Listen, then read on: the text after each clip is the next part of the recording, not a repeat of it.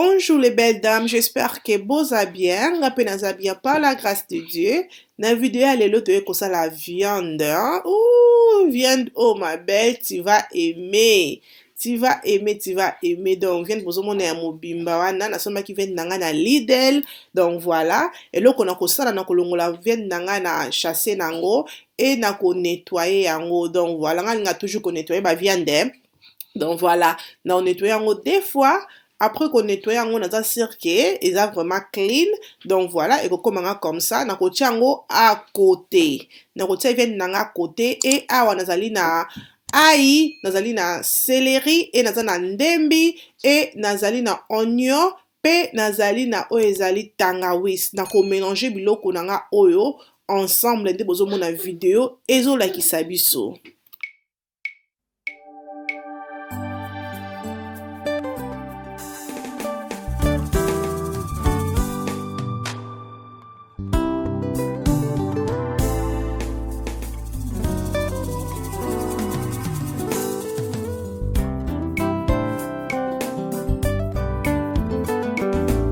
Ok, après qu'on nettoie biloko on a ebisibino, awa nazali na fresh, nazali fresh meat et nazali pe na persil nanga ya fresh. Nakotia meat nanga seulement mokie.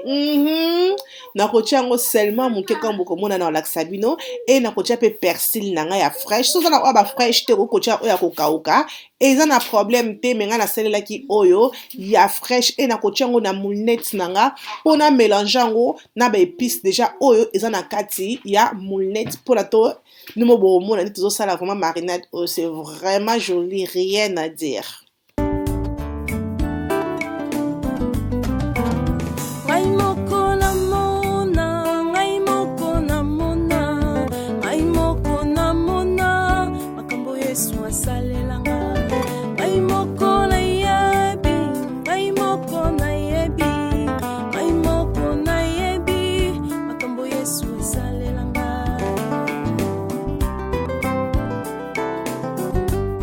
Voilà les belles dames, après qu'on mélange les légumes nanga on a la kisibino, botala vraiment ndenge nikami et nikami vraiment kitoko donc rien à dire. Il faut nikama bien pour na ekota vraiment na musuni na yo et na koya kocha o ezali bouillon na tie bouillon nanga ya onga ya poulet mais ko kocha bouillon nyonso o lingi za na problème te na tie bouillon wana na tie ngo nyonso te et na koya kocha o ezali muscade donc na tie pe muscade nanga bobi ke viande na biso aza viande na mobimba za ya munene donc il faut épice vraiment eyokana po épice ebongisaka biloko mais elekate. Après na koya kosala la dak ya soya donc soya sauce ata soza na oya light o kocha menga na tie oya dak na tie mingi te mais comme bozo mona wana et na koya kocha o ezali muscade moutarde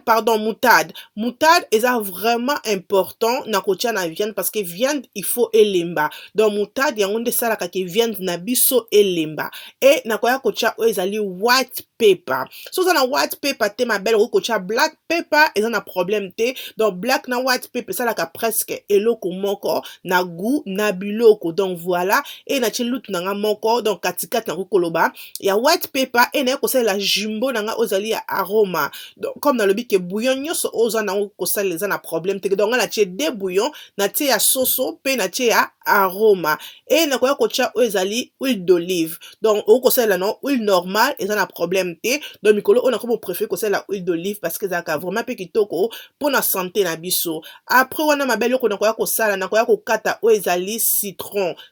nanga ya fresh na kati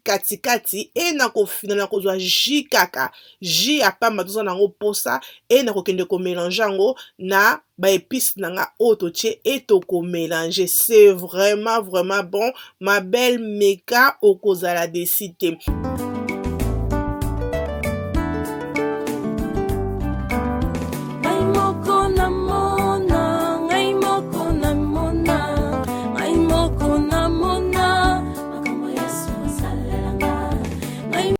Ok ma belle, après on a quoi ko bakisa o ezali thyme, nazaki na thyme ya fresh te, nazaka na thyme ya kokauka, donc yango nde na koya ko tia na o ezali marinade na biso, donc na ko mélanger yango vraiment kitoko mo mona ke marinade na biso ndenge sali, eza vraiment pété, ba mixage mixame vraiment kitoko, donc rien à dire. Et wana na koya ko zwa siko viande na biso, na pango si bisika o na ko tia viande nanga, et na ko zwa viande nanga na ko déposer awa likambolo kita grave bisika vient de komaka elengi yango oyo okay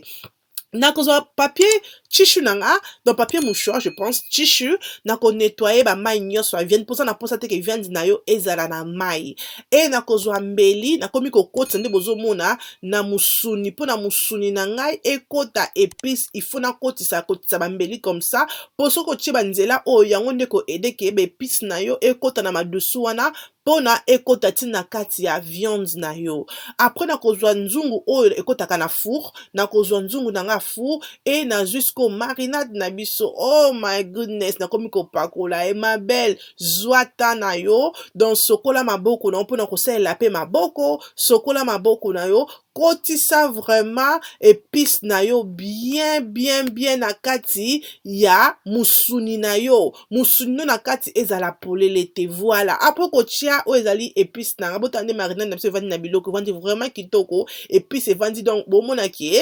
ngombe oyo ma belle rien à dire et nakoya kozwa oyo ezali rosemary kona baki rosemary nanga eza ya dry eza ka ba makasa solo ma belle yango nde tozotia ekokoma biso comme ça et nakoya kofinika yango na tiki yango mpona ba épice ekota donc nabakisi mwa huile d'olive nanga mokie po yango nde koede nga ntango ekokota na four ke musuni nanga ekangama na nzungu te d'accord après nakotia yango à côté e wana nakobanda siko na oyo ezali pomme de terre parce que viande na biso tokolia yango moko te tokolia yango na pomme de terre bakalinga comme pomme de terre moko vraiment simple ma belle soki nano olia pomme de terre aboye te comme nasali vraiment facile mekela bana oza na bebe oza na bana na ndako mekela bango na mwa musuni pembeni bana bakokoma ba fanatique donc c'est vraiment joli donc après wana quelques minutes na ye kozwa sikoyo quelques heures c'était pas quelques minutes quelques heures na ye kozwa viande nanga na ke kotia ye na four na tia na moto ya 160 degrés et na fini ki papier ya aluminium comme bomoni pona chaleur ekota tina kati ya viande na biso elemba kitoko ebela tina kati après nakozonga na kati litungulu naza na matungulu nanga nazokate mokie donc mikie ponga wana ninga matungulu emona na te minene soki eza na kosalela poisson te donc na kati matungulu nanga mikie comme bomoni e kokata matungulu tokoka kokende sikoyo na moto nakolakisa bino épaisseur nde na kati pomme de terre nanga na kati yango minene te na kati yango nde bomoni moyen mpona ozala na idée soki okati yango mikie makasi pomme de terre na yo ekopanzana e wana nazoni sikoyo na moto natie mafuta mingi te ma belle mafuta seulement tokoba ta 2 cuillères na biso tolielaka e na ye kozwa oyo ezali beurre comme nayebisaka bino toujours beurre abongisaka biloko ozwa même pas idée beurre nyonso olingi kosalela na ndako na yo eza na problème te après beurre nanga kosangana na mafuta ya huile d'olive totiaki nakoya kozwa pomme de terre na biso na longoli na mai na bwaki mai comme bozomona e na ye kotia yango na kikalungu ma belle landa recette oyo bien mekela bana na weekend bana basepela eza vraiment kitoko secret ya pomme de terre no mpona elemba il faut kolamba yango na moto ya mokie ma belle moto nanga natiaki yango na 4 nalobi bien moto natiaki yango na 4 e wana nakoya kozwa lutu na mélanger pomme de terre nanga comme bozomona mafuta epanzana après nakoya kozwa oyo ezali paprika nazwi paprika nanga natie mpona esala pomme de terre nanga mwa couleur ok natie paprika ma belle meka okozala desi te natie e nakoya kotia oyo ezali aromate donc eza ka bouillon nyonso olingi kosalela eza na problème te natie mwa bouillon mokie moto nanga toujours ya mokie e naye kotia oyo ezali black pepper ma belle moto toujours ya mokie moto nanga na 4 e nakoya kotia oyo ezali chili nakotia chili oyo eswaka nango te besalaka mwa teste soki olingi kotia yango te eza na problème te e nakoya kotia oyo ezali ail na biso ya poussière après wana je vais mélanger parce que pomme de terre nanga eza nanu makasi nakomélange yango mpona esalaka ba épice nanga epanzana ekende na ba pomme de terre nyonso e nakozangisa te koya kotia oyo ezali persil ya kokauka soki mpo olingi kotia ya fraîche eza na problème te me nga na préféraki natia oyo ya kokauka donc natie persil e na balusi ma belle secret oyo eza pe kaka kobalusa mais kobalusa yango te ke pomme de terre no epanzani koma potopoto te donc balusa yango na ndenge ya mayele mama ntango alambaka ozosala calcul na motu fini kaka biloko no mpona vapeur elembisaka biloko donc voilà après quelques minutes na ye sikoyo kozwa sikoyo oyo ezali matungulu oyo tokataki na bino mike mike na ye kotia yango na pomme de terre na biso likambo lokita grave kolia na nasala kolia donc après wana na kotourne sikoyo yika sona matungulu ekota epanzana na pomme de terre ekoma 1 plus 1 égale à 1, d'accord? Donc, awa kokomaka likambo ya kotourne na kofinika ti bokomona nde video ezolakisa biso.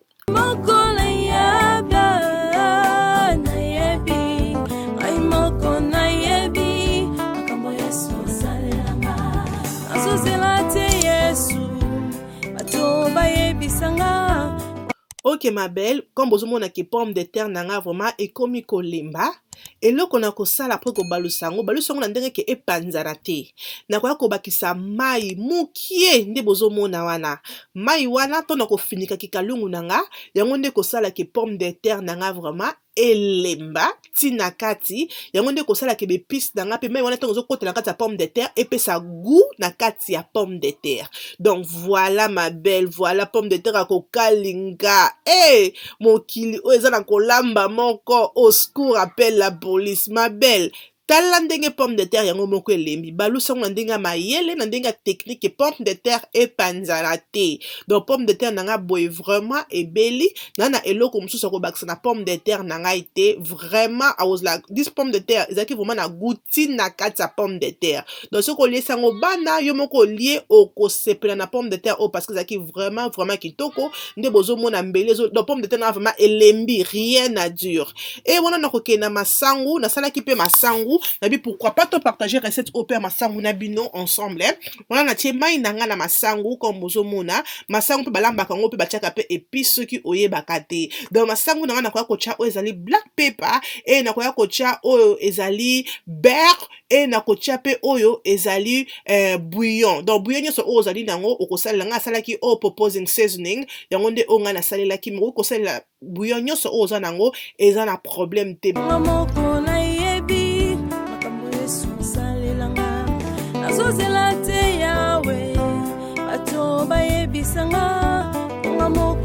Voilà ma belle, wana tozongi sikoyo na four na biso po totala oyo ezali musuni na biso totikaki na four. Natiki musuni nanga pendant 1h30 minutes na moto ya 160 degrés comme na yebisaki bino et botala musuni na biso ndenge ekomi tokobimisa ngo totia ngo à côté.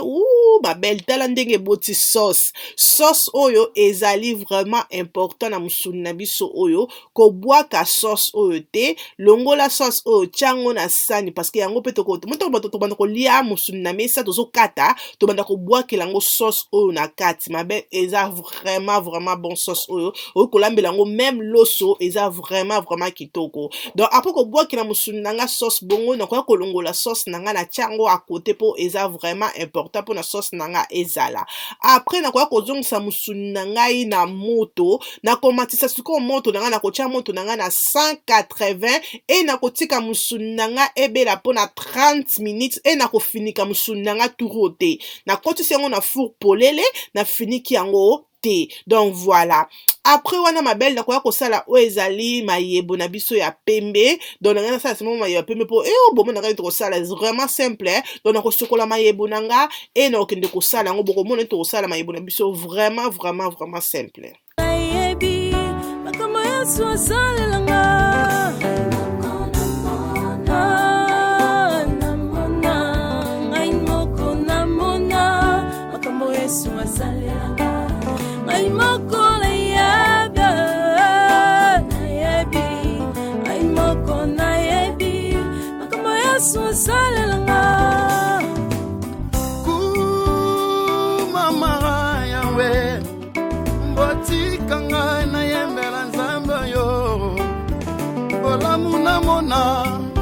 elongolanga na libulu epesanga tina na miso ya bato na lobi Voilà ma belle, botala musuni na biso, après kobima na four, après pour na 30 minutes sans que na fini kango, bon moni vraiment que musuni na biso, et ebeli, donc rien à dire, et là, ko bakisiza, te na ko tiango na sani, et na ko récupérer sauce nanga ya nzungu ma belle, la ko boake lango likolo ya musuni, peu comme ça, ngo leke, donc na boake li sauce nanga likolo ya musuni, et na ko tia o ezali mayebo na biso ototo, ki saki na sauce na biso ya viande, na ko tiango pene, quand nous bozomona ça la sani décor et tout, donc voilà mayebo o ekota qui vraiment épice na kati. Et voilà ma belle, musuni na biso c'est comme ça, comme bomoni viande na biso ebimi, ma belle, rien à dire, meka okozala décité, c'était vraiment bon. Ma belle, nazo beta c'était pour na pomme de terre, oh ceux qui banu balingaka pomme de terre, mekela bango système à pomme de terre ya kokalinga oyo okozala décité ma belle, et koti épice, c'est vraiment yummy que j'aime, et botala kanding ebimi. Biloko nanga na leki yango na o ezali salade ya avocat comme bozomona, et tozali na sweet corn na biso o bomoni mama sangu pemeni. Donc recette na biso qui vraiment recette moko vraiment simple, et j'espère que recette oyo e bakise dino ba implice na kati ya bandako. Merci na bozaki na ebandeli la vidéo tina suka. Ce comme que vidéo oyo sepeli si yo ma belle, ko bo santé kozala abonné, ko partager pe ko aimer vidéo, et ko sala nga bien makasi, ko bo santé kozala abonné ma belle, zala abonné na la rocho, et ko sala ngai bien mingi. Nzamba lola azala na biso, nzamba lola abomba biso, na souhaité bino surtout ba bon appétit ba oboko sala recette oyo, nzambe abomba biso ntokutani mukolo mususu, tina te, et kominatina. Bye. Regardez-moi ça.